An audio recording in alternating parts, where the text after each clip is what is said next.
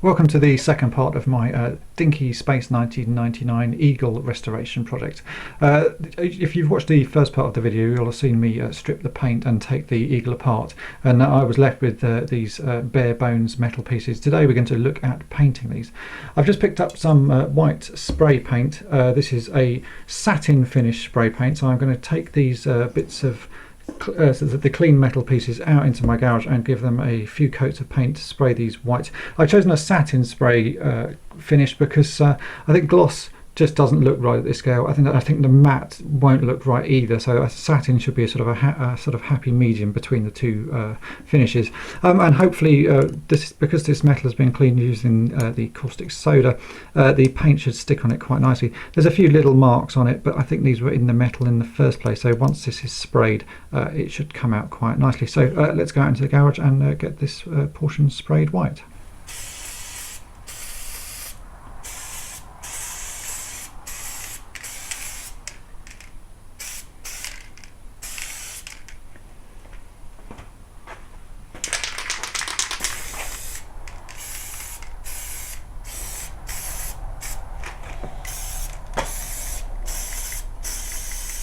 So here we have the white parts of the Dinky Eagle back from being resprayed.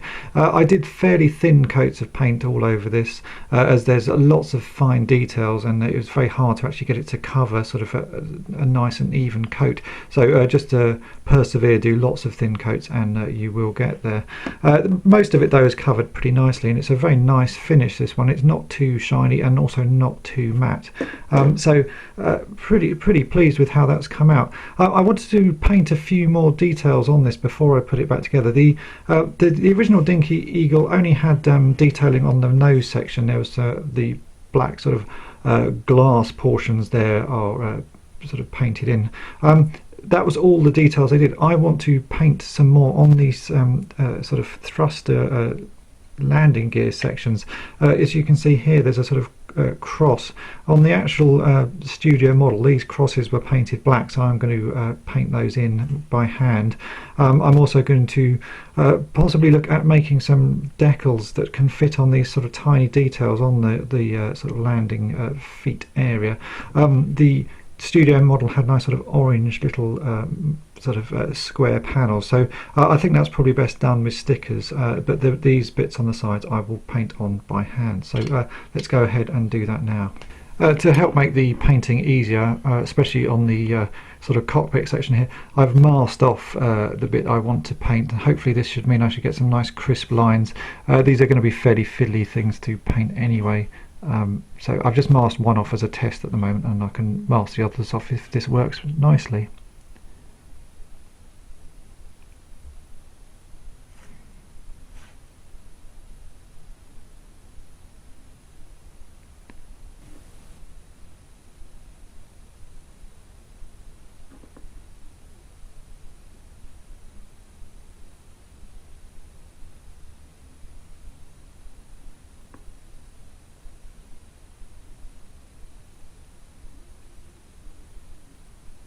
The paint I'm using for doing the black on this Eagle is Humble acrylic paint number 33.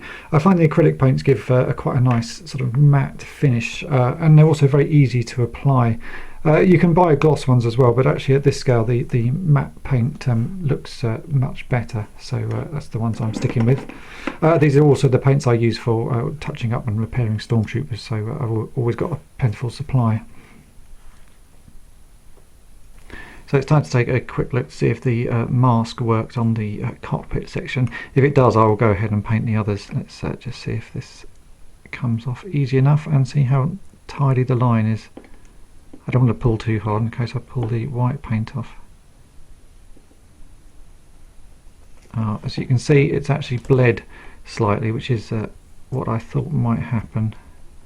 That's a little bit of a shame. I can touch that up with some white paint though, so I think overall it's not too bad, but it's a shame that it has bled a bit. But yeah, that's not a bad result, so let's go ahead and do the others.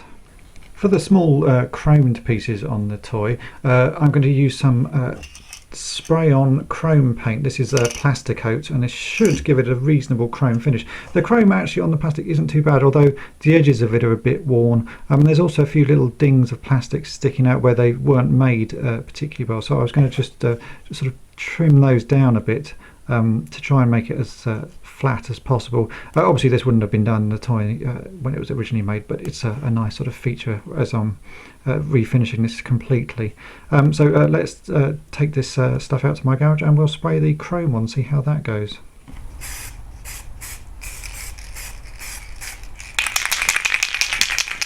Having sprayed the jets with the chrome silver paint, I now need to paint the sort of the red fuel canister sections, and I'm using another Humbrol paint here. I'm using RC423, which is a rail colour used for the well, so the ones they use for model scale railways.